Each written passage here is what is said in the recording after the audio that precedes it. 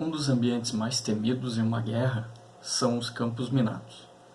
O campo minado é uma determinada área em que os exércitos eles enterram superficialmente artefatos bélicos ou minas, com o objetivo de causar danos permanentes aos inimigos. Por mais que hajam diversos tipos de minas, inclusive algumas contra tanques de guerra, as mais conhecidas por nós, e que são vistas em filmes ou documentários, são as chamadas minas antipessoais, que são aquelas que, ao serem pisadas por uma pessoa, detonam causando a explosão e, por consequência, até mesmo a morte da pessoa. Infelizmente, tais artefatos, ao se terminarem determinados conflitos, eles são deixados para trás, pois o custo para a retirada desses artefatos é alto. Então sai mais caro você retirá-los do que colocá-los em um local. E o que tem como consequência deixar para trás esses campos minados? Com certeza é a consequência de pessoas virem a pisar ali e serem mutiladas ou até mesmo mortas pelas minas. Como artefato antipessoal, fabricado para esse fim, o que se extermina ao pisar sobre uma mina não é apenas uma pessoa, mas também uma história, talvez até mesmo uma família. Quando pensamos no pecado da idolatria, em especial aos ídolos escondidos em nossos corações, a analogia da mina é uma boa ilustração, porque assim como uma mina escondida ela causa um estrago gigantesco, assim também os ídolos escondidos de nosso coração minam a nossa fé e a nossa comunhão com Deus. A Bíblia é muito clara a respeito do pecado da idolatria. Ela nos alerta de forma honesta como o ser humano pode se corromper neste pecado. E até mesmo aqueles que conhecem a Deus, por meio da sua revelação pela sua palavra, podem correr um sério risco ao se deixarem levar pelos ídolos. Deus ele já disse que abomina qualquer tipo de idolatria, seja ela por meio de crenças, ideologias ou filosofias. A Bíblia mostra, inclusive, a que ponto chega a capacidade humana corrompida pelo pecado em relação à idolatria, ao ponto de que, para expressar a idolatria, o ser humano se sujeita a manifestar isso de forma mais grosseira, explícita e evidente, ou seja, a fabricação de imagens, de esculturas de divindades. No entanto, o que a Bíblia ensina de forma mais abrangente é que a idolatria ela tem um sentido mais profundo e invisível. A idolatria não é somente o pecado de fazer imagens, mas ela tem a ver com a corrupção do coração humano pela queda. Ela está no cerne da existência humana. Após a corrupção do pecado, pela desobediência a Deus, logo se a sua base não for tratada, este pecado também não será. Por isso vamos refletir juntos um pouco sobre a idolatria e a sua ação, prejuízo para a vida humana. Afinal, Deus abomina a idolatria e a condena. E não tem como inocente aquele que pratica este pecado. Precisamos examinar o nosso coração à luz da palavra de Deus para ver se encontramos algum ídolo escondido dentro de nossos corações, a fim de eliminá-lo, para podermos caminhar em obediência a Deus e não darmos lugar a esses ídolos, colocando-os no lugar que somente Deus deve fazer morada. Idolatria é também uma maneira que o ser humano pratica para tentar encontrar alegria e esperança. Por quê? Porque ao depositar a devoção, adoração e culto a determinado ídolo, a pessoa busca, na verdade, estar em paz, viver bem com ela e com os outros. Mas, segundo a Bíblia, o único caminho para se encontrar a verdadeira paz e felicidade e depositar a nossa esperança, toda a nossa esperança, é a pessoa de Deus por meio de Jesus. De outra maneira, a única coisa de fato que o idólatra quer é encher seu próprio ego, massagear a sua própria consciência e controlar a sua própria vida sem ter que prestar contas a ninguém. Idolatria se resume a isso, Mas é sério, é grave, é pecado. Assim como os detectores de minas são usados para encontrá-las, a fim de desativá-las, também necessitamos reconhecer a importância de examinar o nosso próprio coração e vigiá-lo de modo permanente, para não mantermos ídolos escondidos nele.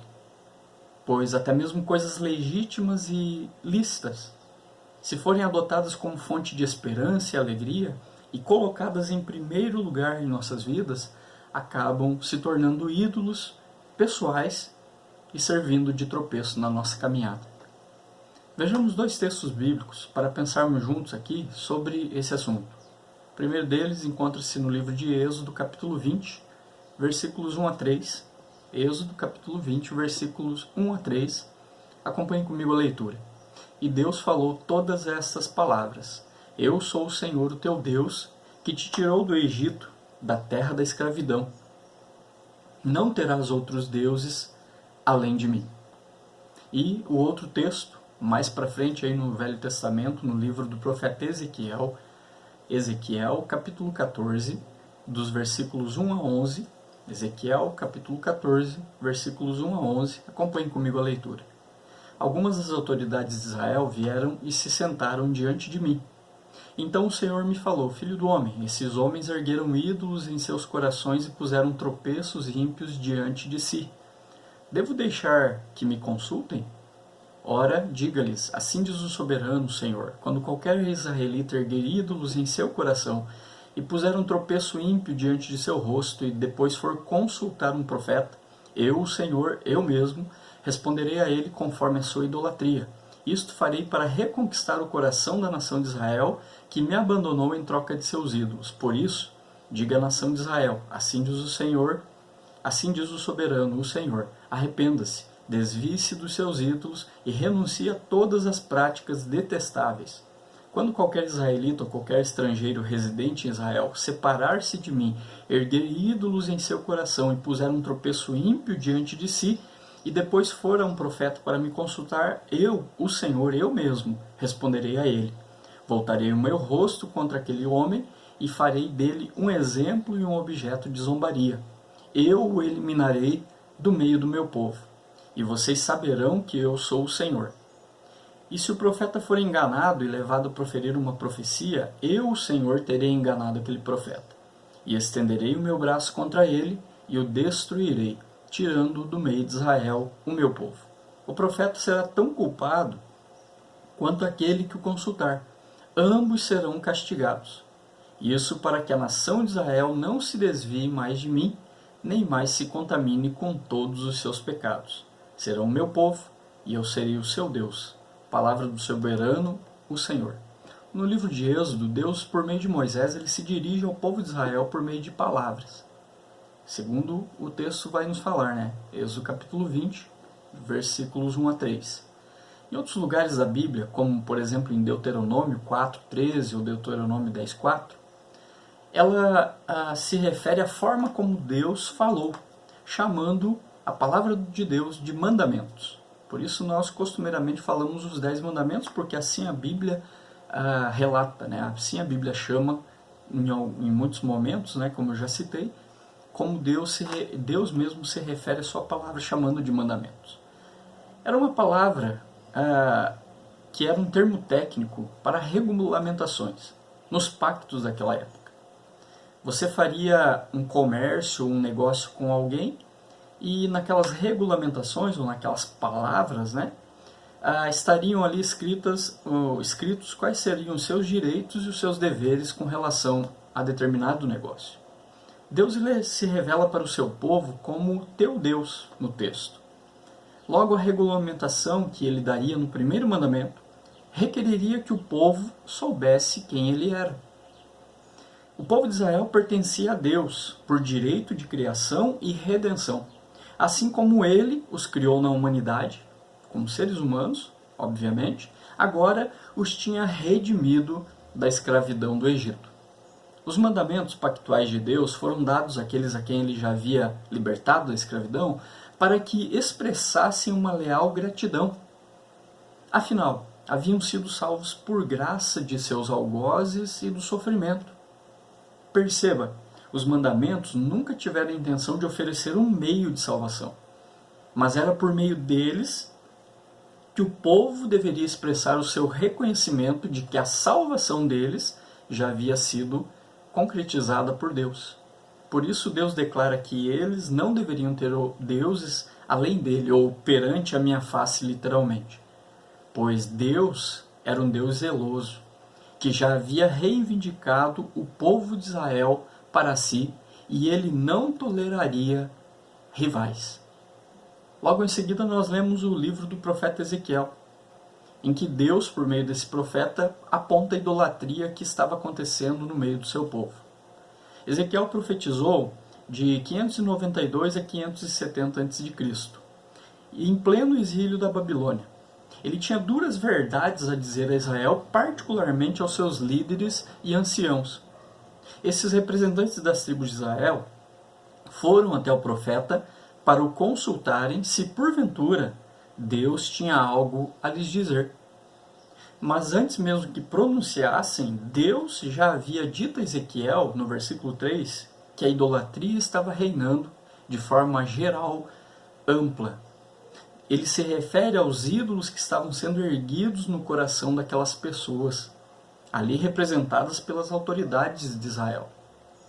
Aqueles que tinham o dever de conduzirem o povo de forma correta e obediente àquilo que Deus havia falado, estavam tão corrompidos quanto os demais em idolatria. Deus os está então advertindo de que um ídolo no coração não é menos sério que um ídolo no templo. Ambas formas de idolatria são terríveis e mortais. Deus chama esses ídolos do coração de tropeços ímpios, ou seja, ídolos que somente os ímpios adoram, os quais causam destruição na vida daqueles que o adoram. Não havia arrependimento do povo com relação à idolatria. Por isso Deus questiona se ele deveria permitir que eles o buscassem. Afinal, estavam competindo em seus corações entre adorar os ídolos ou a Deus. No entanto, Deus está dizendo que isso era impossível.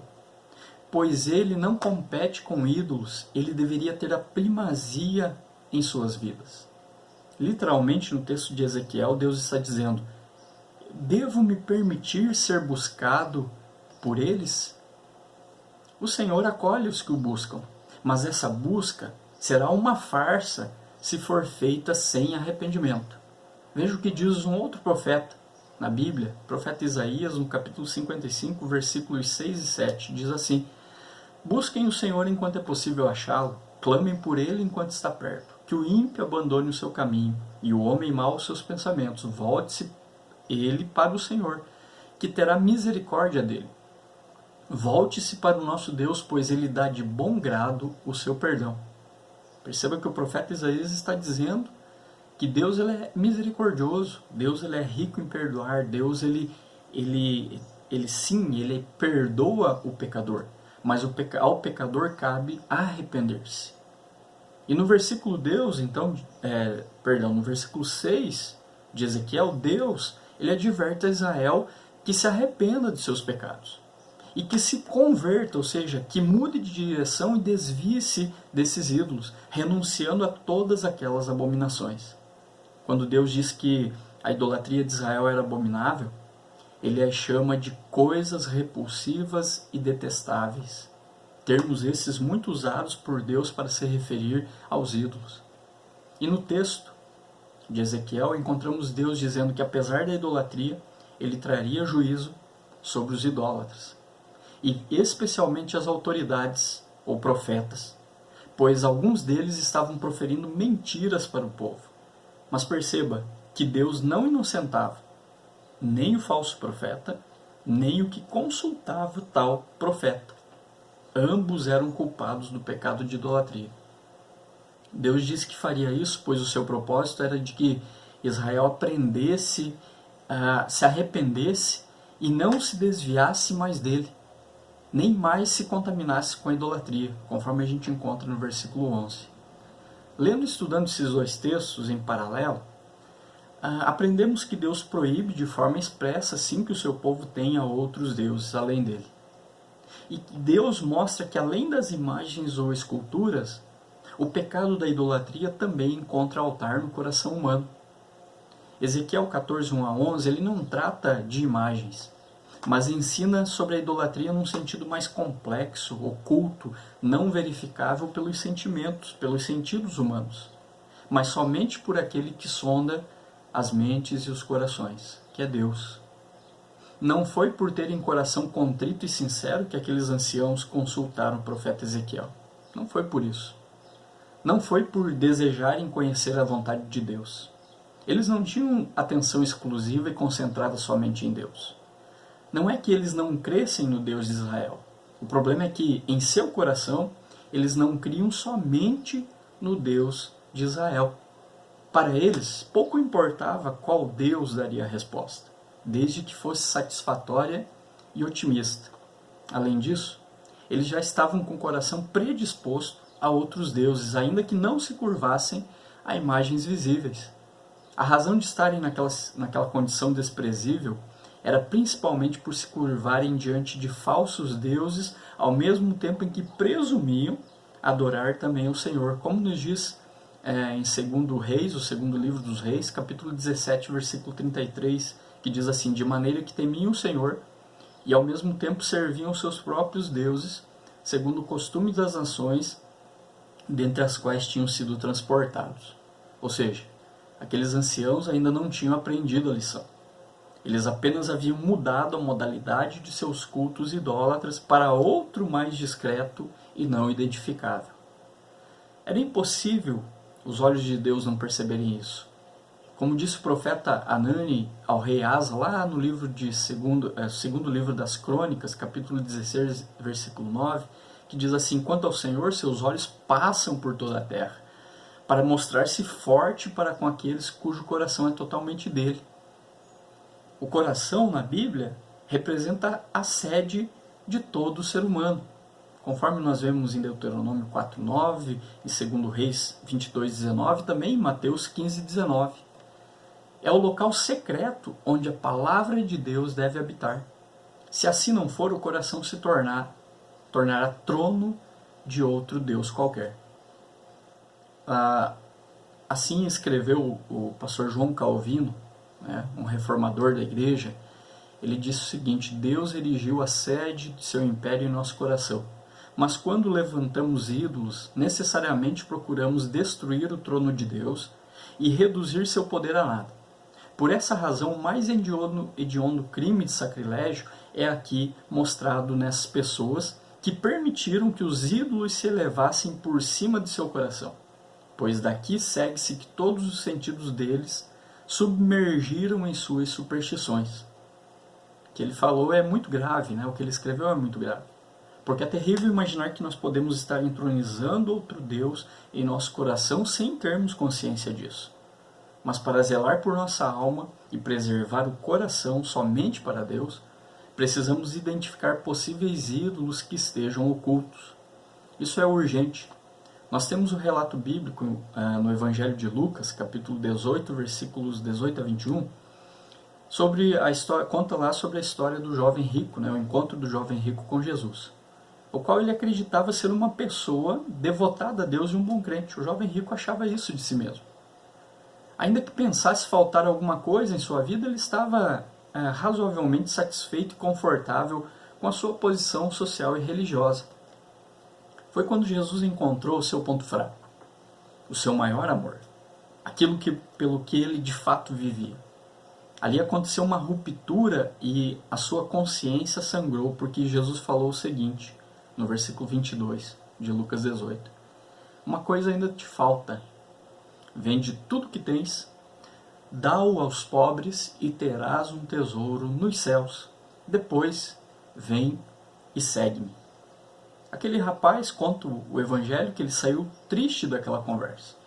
E depois nós não sabemos mais nada a seu respeito, Assim a Bíblia não relata, não revela. Mas a gente percebe no texto que Jesus viu além dos olhos comuns. Jesus viu o que realmente comandava o coração daquele homem: o dinheiro. Não temos os olhos penetrantes de Jesus, que atravessa a carne e chega ao mais profundo ponto da alma.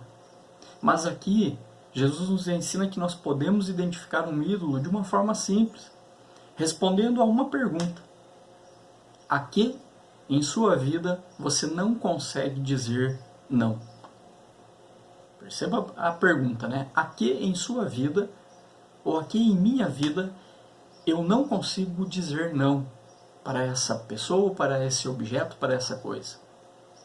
Se a resposta a essa pergunta for algo ou alguém que não seja Deus, então você acabou de identificar um ídolo. Um ídolo pode ser qualquer coisa ou pessoa que tome o lugar de Deus em seu coração e comande a sua vontade, os seus desejos e as suas ações. É algo do qual depende o seu humor, a hora em que você come, a hora em que você dorme, a hora em que você acorda. O ídolo é algo do qual depende você ter disciplina ou alimentar as suas esperanças. Pode ser o dinheiro, o prazer, o sexo, filhos, marido, a esposa, o trabalho, a carreira, comida, o próprio exercício físico, pela simples vontade de você ter prazer em fazer o exercício físico, a leitura, o estudo e etc. Muitas coisas, né, podem ser um ídolo oculto aqui no nosso coração. Um ídolo ele não precisa ser ilegítimo, mas ele pode ser qualquer coisa boa criada por Deus que lhe dê mais alegria do que o próprio Deus. O pastor Tim Keller, ele expressou isso dessa forma. Ele disse em um dos seus livros: quanto maior o bem, maior a tendência de esperarmos que ele satisfaça nossas necessidades e esperanças mais profundas. Qualquer coisa pode servir como um falso Deus, especialmente as melhores coisas da vida. Identificar um ídolo pode não ser tão difícil, mas poderá ser muito doloroso.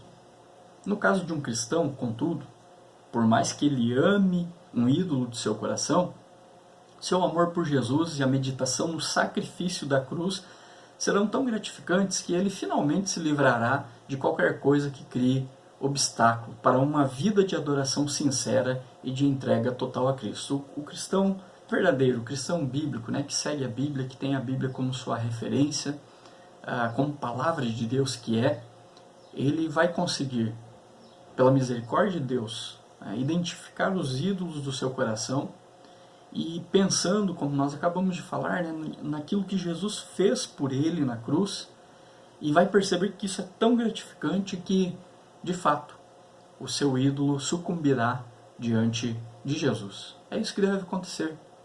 Nós precisamos identificar os ídolos ocultos do nosso coração para que a gente possa ter uma adoração sincera, uma entrega total a Jesus. Retornando ao texto, mais um pouco, né, o texto de Ezequiel, os anciãos eles foram procurar uma resposta de Deus e a receberam, mas certamente foi algo muito diferente do que eles queriam. Os versículos 4 e 5 dizem: ora, diga-lhes assim diz o soberano Senhor, quando qualquer israelita erguer ídolos em seu coração e puser um tropeço ímpio diante de seu rosto, e depois for consultar um profeta, eu, o Senhor, eu mesmo, responderei a ele conforme a sua idolatria. Isso farei para reconquistar o coração da nação de Israel, que me abandonou em troca de seus ídolos. Deus ele promete que qualquer um que levantar um ídolo em seu coração terá o tratamento que merece pela sua idolatria. A ação de Deus, nesse caso, não seria de misericórdia, mas de justiça, de fazer com que o crente enfrentasse as consequências da sua idolatria. Diz Deus, né, responderei conforme a sua idolatria. A resposta divina resultaria em humilhação e, consequentemente, na destruição do idólatra. O versículo 8 diz que Deus voltaria o rosto contra o idólatra e o exterminaria. Essa dura resposta de Deus àqueles anciãos serviu para despertá-los para a gravidade do que estavam fazendo, pois uma vez declarada e deflagrada a sua idolatria, eles teriam a chance preciosa de se arrependerem. Foi isso que Deus falou: arrependam-se, voltem-se para mim, abandonem os ídolos. A resposta de Deus é dura, mas há sim um convite para o arrependimento. A idolatria não é um pecado imperdoável, pois se assim fosse, ninguém seria perdoado. E mais, não é um pecado exclusivo de não crentes, mas também de servos de Deus que se deixam enganar por algum tempo, talvez por anos, vivendo escravizados por Satanás. Como nós encontramos em 2 Timóteo, capítulo 2, versículos 25 e 26. Deus deseja então resgatar todos que se emaranharam no pecado da idolatria. Por isso, os convida ao arrependimento, para que não sejam destruídos. Podemos até ficar admirados pela maneira como Deus coloca as palavras. Suas ameaças são difíceis de digerir e sabemos que Ele sempre cumpre as suas promessas, ainda que seja para a destruição. Porém, nesse caso, o que vemos é um rigor amoroso de Deus, de um Deus que fala duramente a um povo rebelde para trazê-lo de volta a si. Diz o Senhor, isso para que a nação de Israel não se desvie mais de mim, nem mais se contamine com todos os seus pecados. Serão o meu povo e eu serei o seu Deus, palavra do soberano Senhor. Como já escreveu um pastor do passado sobre o versículo 11 de Ezequiel 14, ele diz assim, daqui concluímos a lição útil de que, sempre que Deus nos enche de temor, Ele não tem outra intenção senão humilhar-nos e, desse modo, prover para a nossa salvação. Quando Ele nos reprova e ameaça tão vigorosamente por meio de seus profetas, e de fato está verbalmente irado conosco, é para que Ele realmente nos poupe. Maravilhoso isso, né? Esse jeito que esse pastor escreveu sobre a misericórdia de Deus. Isso nos leva a duas conclusões. Primeiro, se você identificar idolatria em sua vida e coração, existe uma chamada de Deus para alertá-lo, notificá-lo e chamá-lo para o arrependimento. E segundo, caso você identifique, ou eu identifique, esse pecado na vida de outra pessoa, eu e você devemos fazer como o profeta Ezequiel fez. Comunicarmos a palavra de Deus para aquela pessoa de forma misericordiosa, destacando o perdão divino. Assim como Deus fez, né? Dizendo que lá em Êxodo, dizendo que Ele era o Deus do seu povo, que tinha tirado eles do Egito e, portanto, não era para eles idolatrarem, não era para eles terem outros deuses, deuses falsos. E em Ezequiel, Deus diz assim, olha, a idolatria está acontecendo no coração de vocês. E no texto de Ezequiel, Deus repete várias vezes, né? Os ídolos do coração, os ídolos do coração.